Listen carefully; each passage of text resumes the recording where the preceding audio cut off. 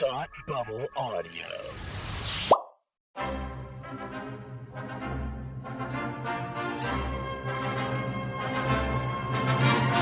Look, up in the sky! You will never find the more wretched hive of scum and villainy. Welcome to Beer with Geeks with Tim and Frank. Who are you? I'm Batman. I am Iron Man. Your friendly neighborhood Spider-Man. Hi, Christopher. I'm Nero. My name is Inigo Montoya. You're a wizard, Harry. A couple of guys with a couple of beers and a whole lot of pop culture nostalgia. Make it so, number one. Ladies and gentlemen, the Beatles. I named the dog Indiana. Life finds a way. I am serious. And don't call me Shirley. Now sit back and crack open a cold one, because it's time for Beer with Geeks. It comes in paints? Shaken, not stirred. Great Scott! I was way off. I knew it started with an S, though.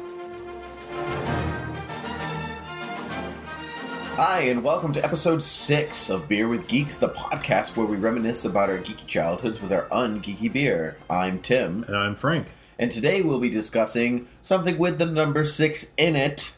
Oh my goodness, how coincidences do work. Let's talk. That's a terrible coincidence. You should just take a lap. Just go walk. All right, I'm right back. All right, bye. All right, I'm back. All right. Oh, wow. I'm the Flash. Whoa. Totally unrelated to today's topic, though. You want me to do it again? And I'm back. All right. Dang. Today's topic, why don't you introduce it? I know you want to.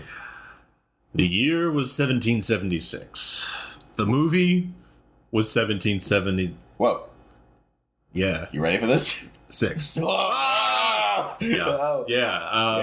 We're both musical fans. Tim and I are both fans of musicals. We are. And one of our favorites that we share is 1776. 76. Well, now sit down there, Frank. Sit down, Tim. Oh, For God's sakes, Tim.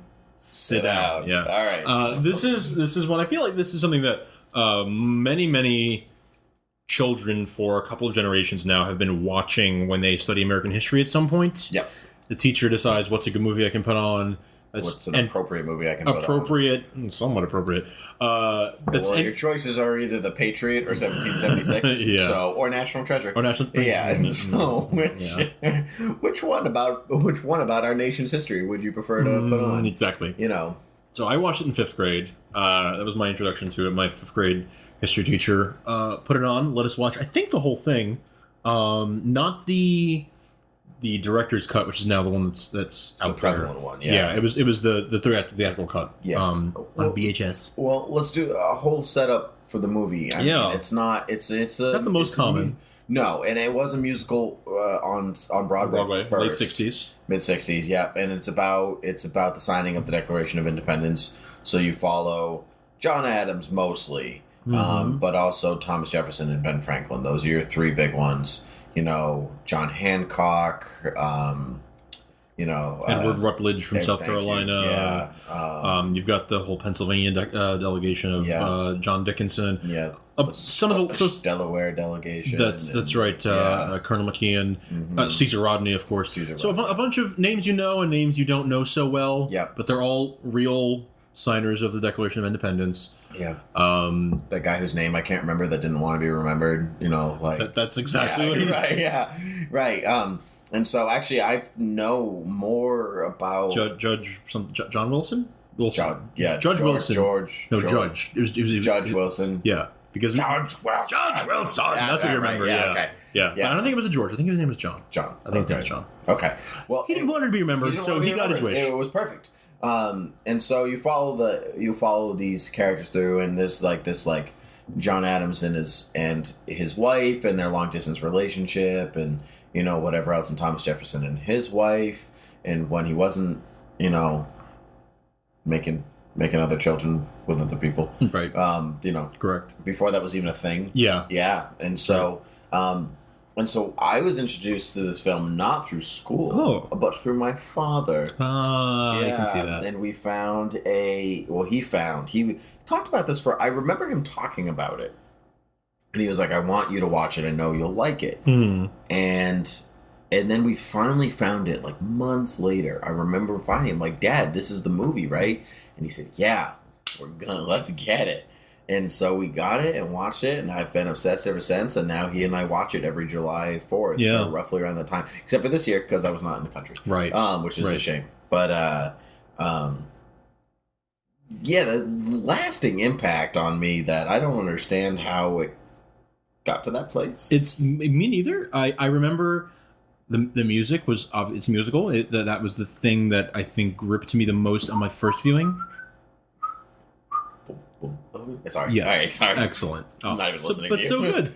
It's so Also good. drooling. There's and we both of us can like sing the entire every song in the show. Of every yeah.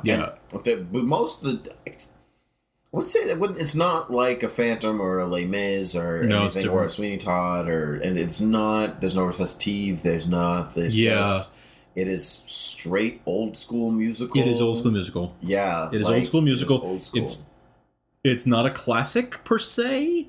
In the I would not in the same way that like My Fair Lady or Sound of Music or Cinderella, not like those like Rodgers and Hammerstein greats or anything like that. But it is of the same, cut from a similar cloth. It's very much of the same style.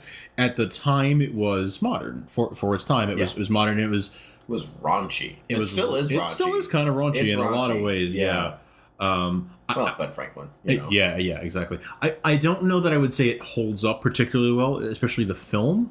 No, the film is definitely a product of its time. It's a product of its time, and it's a product of Mr. Feeney. Yes, Mr. Feeney is John Adams. Worth it for that, and does an outstanding job. Yeah, even that is a product of its time now. Because that's true. Yeah, that's true. Yeah. But seeing, I forever. Since seeing that movie at age 9 or 10 or however old I was, the age I saw it. Yeah. I will forever. Whenever I read John Adams' writings, I hear it in Mr. Feeney's voice. Me too. Yeah, I hear all of those people. I hear not that you read too much of John Hancock's writings, but when you think of John Hancock, I think of that face. I think of that voice. Rutledge, Adams, Franklin. They are what's implanted in the brain. Yeah. Yes. And what's interesting is that they got when they made the film. Film was made in 1973. Waited until 1976. I know, right? And maybe some things would have been different if they waited until 1976 in the film. But but which we'll get to in a few minutes. But it was made in 1973, Warner Brothers, and they got the Broadway cast, the original Broadway cast, for the most part, to come back and reprise their roles. So what you have is these seasoned actors, excellent actors, who have played these roles for hundreds, if not thousands, of performances.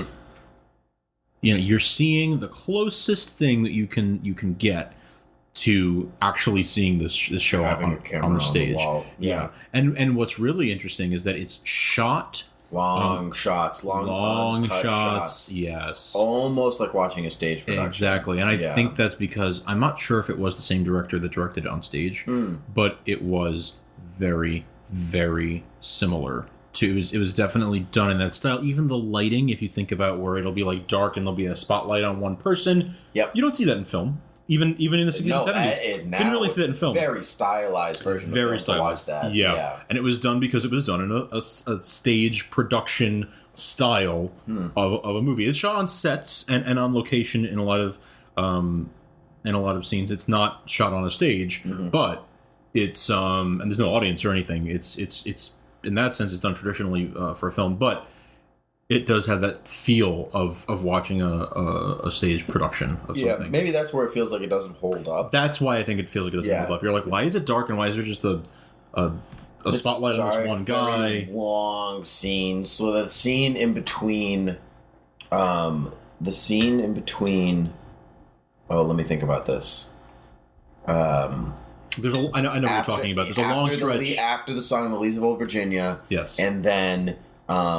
Who will sign our dual write our Declaration of Independence? Yeah. Whatever the name of that song is, which I can't remember right now. Mr. Adams, I think. But Mr. Adams. But Mr. Adams. Yeah. That scene is like half an hour of the movie. One scene, uncut, just there. Yeah. And it's very long. Scene. It's a long, but extremely interesting. If you are at all interested in the signing of the Declaration of Independence. Right. So what's funny is they take history and they kind of twist it and make it fit into their their box. Like, well, we need to hit these beats, and it needs to. Well, here's a song about this. Well, that's not quite the way it happened, but well, yes, now it is. Now it is. And that's fine, and it's fun, and it works for the film. It's not supposed to be a historical record, so it's fine. No, but no musical ever claims to be historical. Exactly. But it's the nature of the product you're delivering. But it's so fun, and it's done so well. But yeah, there's that long stretch, and then there's another stretch towards the end of the film where there is absolutely no music, no songs, I should say, for a good 30, 45 minutes. And it's supposed to be a musical, and you have these giant like deserts where there is nothing. The song doesn't even end in music. It ends with when people spoiler alert, they sign the Declaration of Independence. Yeah. America becomes a country. Spoiler. Don't tell your friends. Yeah. And so, but it ends just with that solitary bell. And actually, even to this day, I'm not a fan of the ending. Yeah, the ending's not. Yeah. It's a very ominous ending. You're like, what's gonna happen to them? Yeah. And you're like, I think I know. Yeah. Yeah. It's almost like when I watched the film Lincoln, and the whole movie plays it like, is he gonna die? Like, oh no, it's not. Is he gonna die? Are they gonna sign the bill? And you're like, they are. It's not. You know what's gonna happen. You know what's going to happen. Is the Titanic going to sink? Right.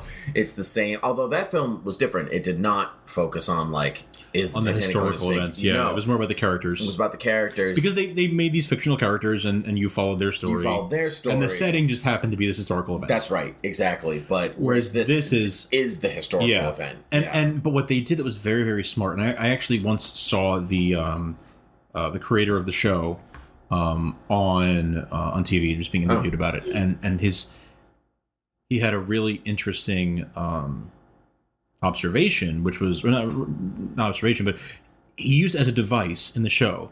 In Independence Hall, there in the room where the Continental Congress is meeting, there is a calendar, and every day they tear off the page for the next day. And so that serves as like the ticking countdown to we know on July 4th it's going to happen, right? But oh my God, it's June 30th or whatever, and they don't have the votes to pass it. Yeah. What's going to happen? It gives you that suspense, even though you know where it's going to go. He actually thought it was very important to add that device because that gives you the suspense. It gives you the time is running out feeling. It's like an hourglass. They're going to sign it. That's very interesting. But that's what gives you. It gets you invested because you're worried. You're invested in the characters because they're funny and they're likable, right? And they're quirky. And it's like these people who you feel like from growing up. So you've heard of John Adams, you've heard of Benjamin Franklin, hopefully, right? Yes. Which you're supposed to have to fully appreciate the show. And now they're being given personalities, and they're very likable and funny. And so you want them to succeed in their goal, and there's only X number of days left, and what are we going to do? And that's what keeps it interesting, even though you know what's going to happen. Right. Oh, that's very interesting. And it's funny that you say that, you know these people, that you know these characters, but it's, if you, like we did, I certainly grew up watching this show or this film. Anyway, I have seen it live. But it was great. It was still, that stretch of scenes still long. Still on stage, yeah. When you read the biography of John Adams or something like that, it is, or if you watch the HBO miniseries John Adams or whatever else, they are those people. They may be characters in a musical or whatever else, but the amount of care that they went for, that's what Ben Franklin was like. That's true. That's what John Adams was like. He was obnoxious and disliked. That cannot be denied. Yeah. And, they are caricatures. They're cartoonish, over-the-top versions of what we know about them from their writings and from history. Right. But it's based on fact. It's definitely based on fact. And if you watch an actual documentary, you'll see those traits are there. They're not as overblown as they are in the movie. They're not as flamboyant and our personalities aren't as flamboyant off of this podcast either. That's right. That's right. Yeah. But it's exactly. So it's dramatized, but it's done so well. We're actually exactly like this. Exactly.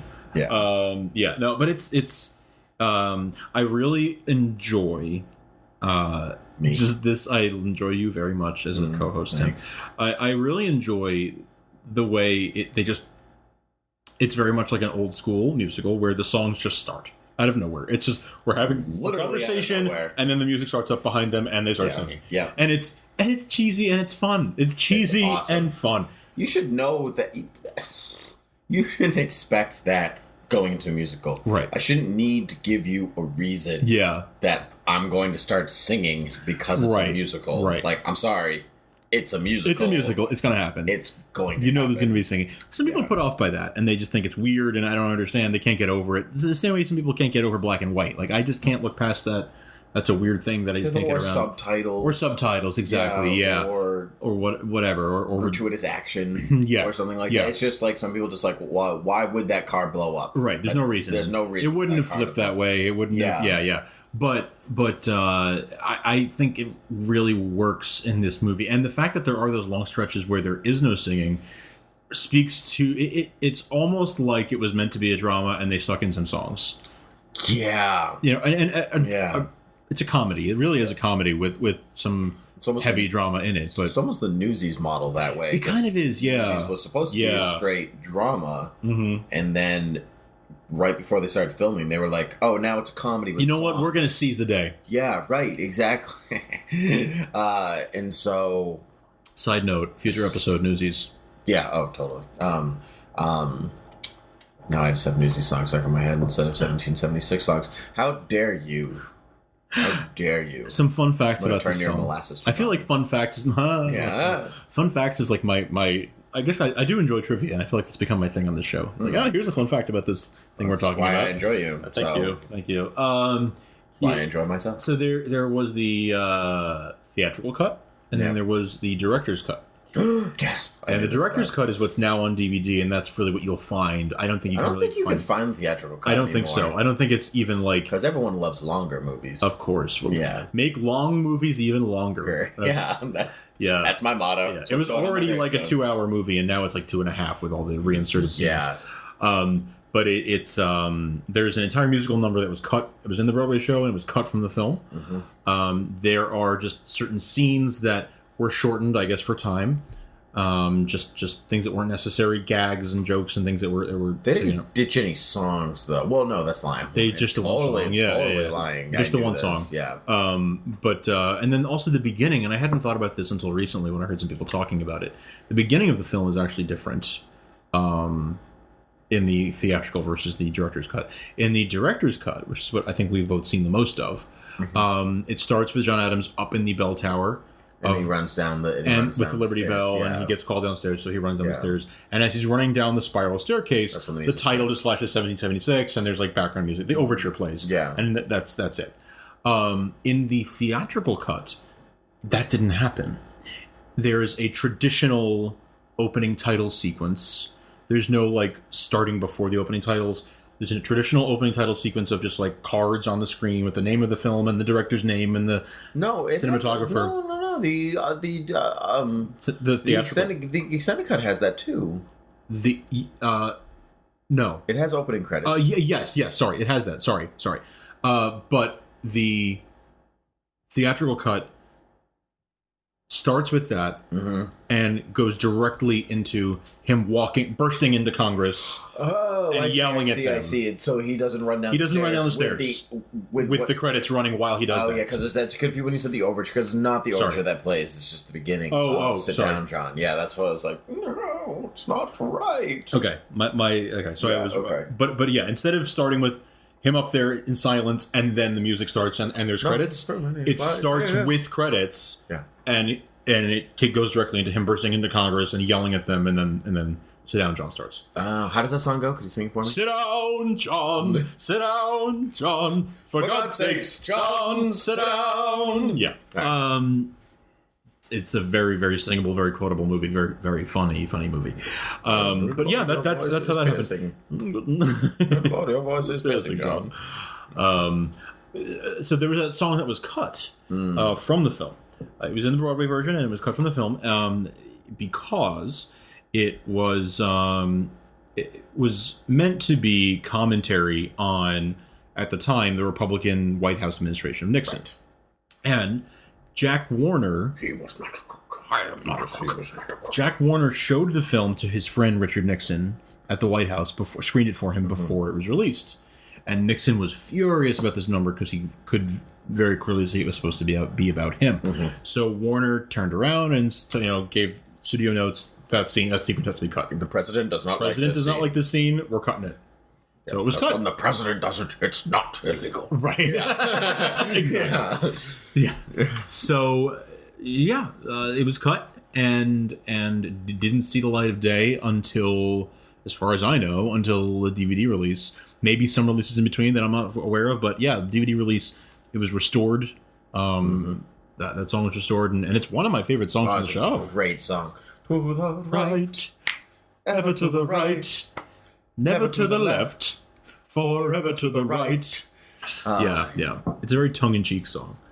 But if you... yes, it absolutely is.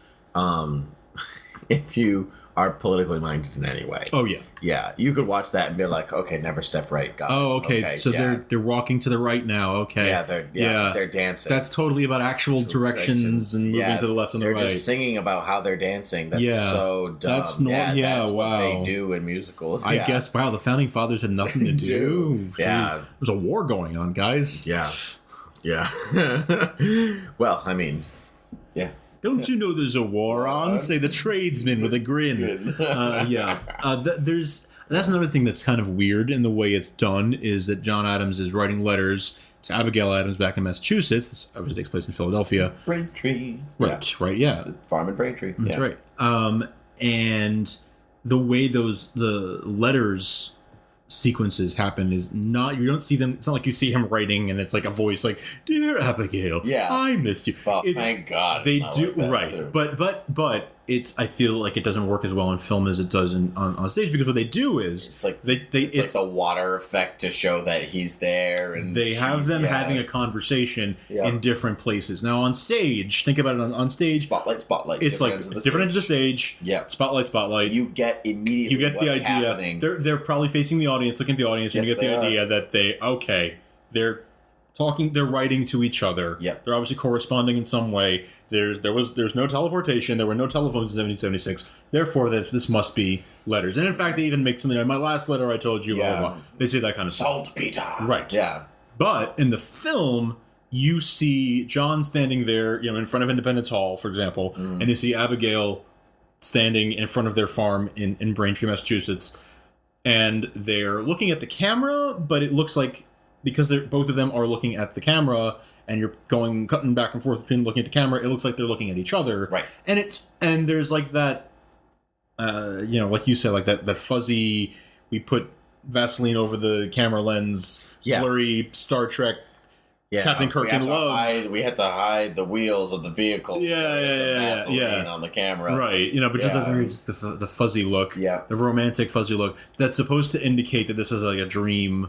Yeah. Or like that they're dreaming about being together, but they're really just writing to each other. It doesn't work. It doesn't really work. It doesn't indicate, I think, the way they were hoping it would, or at least after all this time, 40 years later. After all this time, I don't 40 think plus years later, it doesn't have the same. No, effect. It doesn't work the way they wanted it to. What it comes down to is camera techniques at the time and what was available to them. It's true. Blah blah blah. But I think it was also just like maybe not the best choice. My opinion. Although I'd rather have it the way that it is there than them writing a letter with a voiceover. Oh, absolutely. And I'd rather, or them like with spotlights. Like that wouldn't work in film. No, either. It doesn't. It is particularly with this movie's spotlighted, but not terribly that way. Yeah, you just Mama Look Sharp. Mama Look Sharp. Yeah. It's a very sad song. It's a depressing song. It's funny because a lot of the times when you watch the film or listen to the soundtrack or whatever else, I'm like, no, I don't. I skip it. And I never do that normally when I'm listening to stuff like that.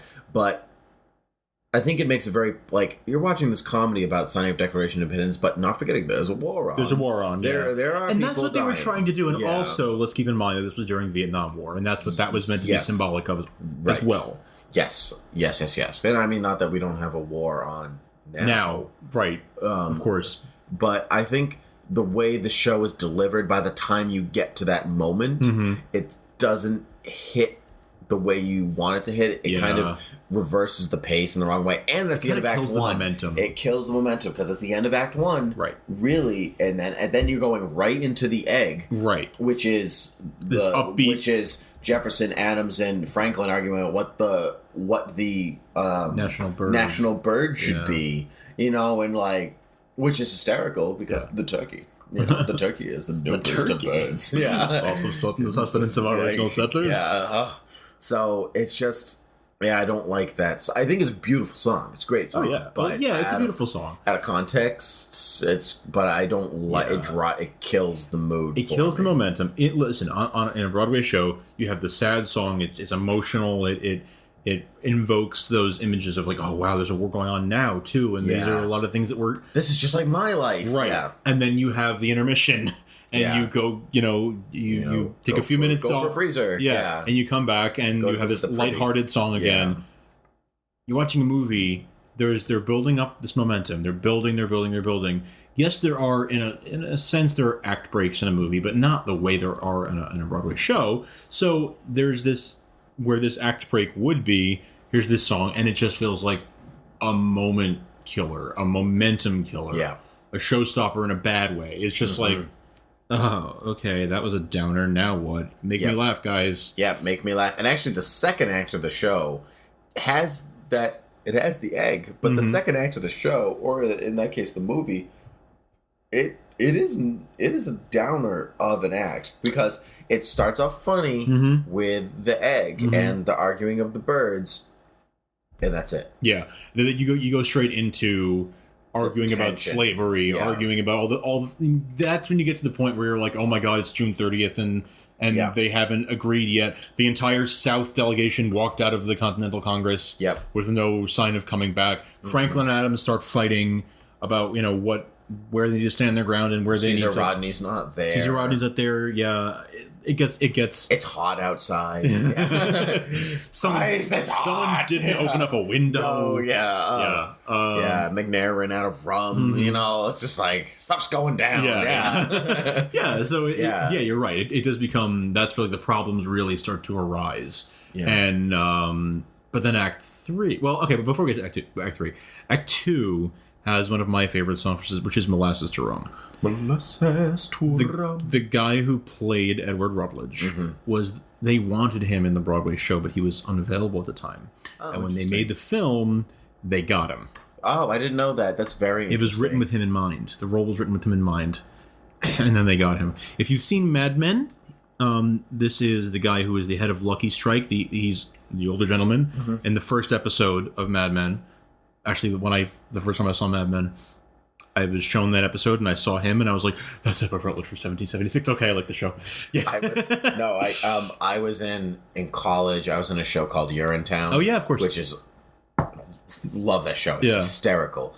In the original cast, he plays the bad guy in the original cast of the show. So I was listening to the recording and I was like, I know that voice. Yeah. It's Edward Rutledge. Yeah. Caldwell B. Gladwell, played by Edward Rutledge, played by a guy whose real name I don't know. I don't remember his name. Yeah, but outstanding performance and outstanding actor in general.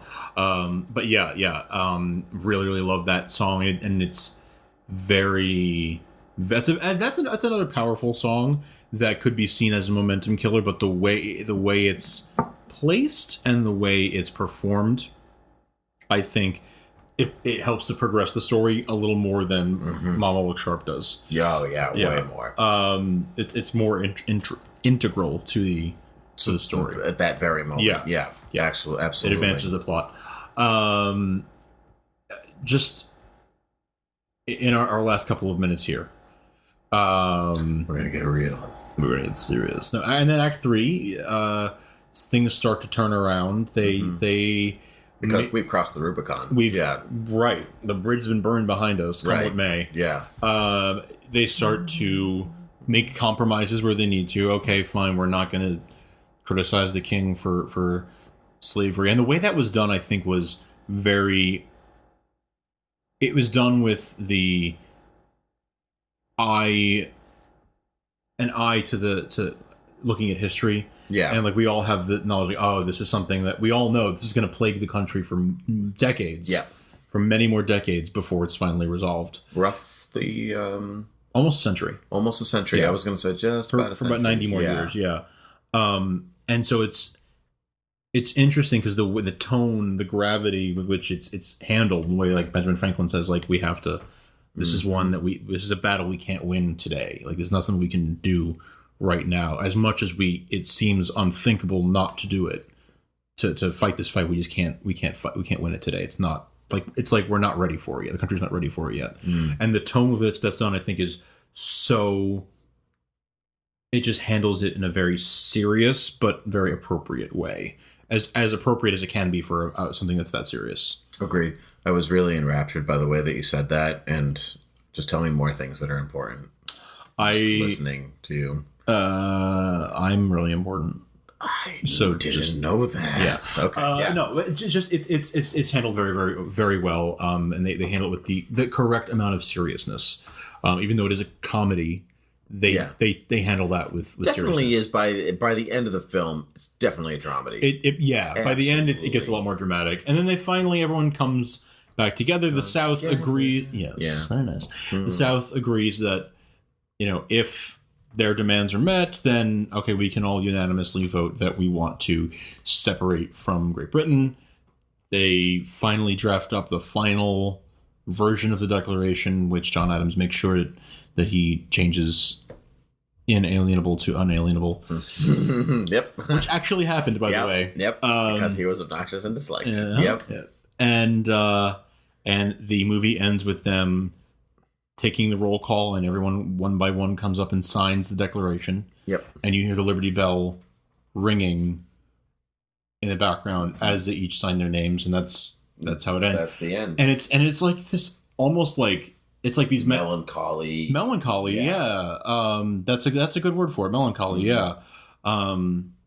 You get the gravity of what just happened. These men are signing their lives away. Like they're committing treason. Dead. If they lose, they're dead. Literally. Like they have made a list of come find us and kill us because these are our names and we all are agreeing to this. We're responsible for this. Mm-hmm. Yeah. Now it does. And that happens on July 4th, which didn't really happen on July 4th. Right. But that's I believe it was ratified on July 4th, but they didn't sign until later July or even maybe early August. And they also recopied it. Yes. Yeah, because they had to make it look pretty. Right. Yeah. Right. Yeah. So, the actual one. Yeah. The one that's like in the National Archives now, and that's like the copy. Yeah. Is that's the pretty copy. Right. It's the pretty copy. That's the pretty copy. Right. Before we end, if you can boil it down, what's your favorite line from the film?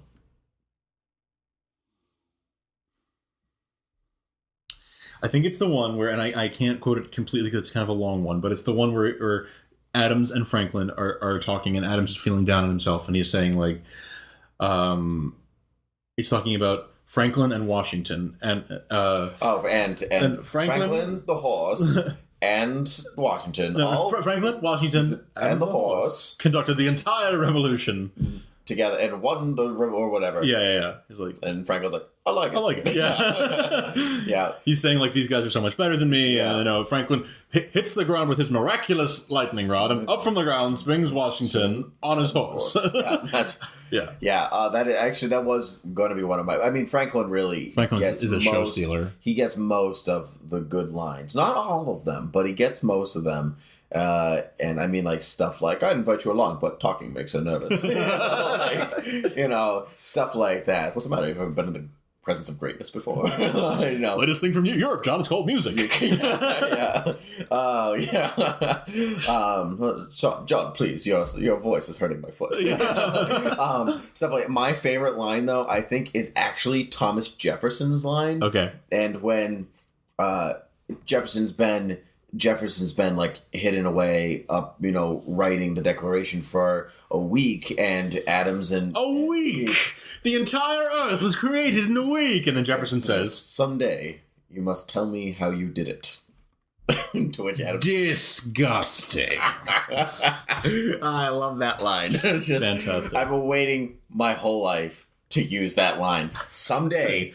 I will have my chance. I will have it. Very good. And today is not that day. It is not. And so today is the end of our day. I think so. I think we've covered this pretty well. So For Beer with Geeks, I play the violin.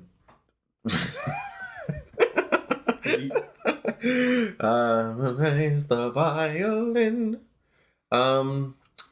So many to choose from. For Beer with Geeks, I play the violin. And saltpeter. Cheers. Cheers. Pins.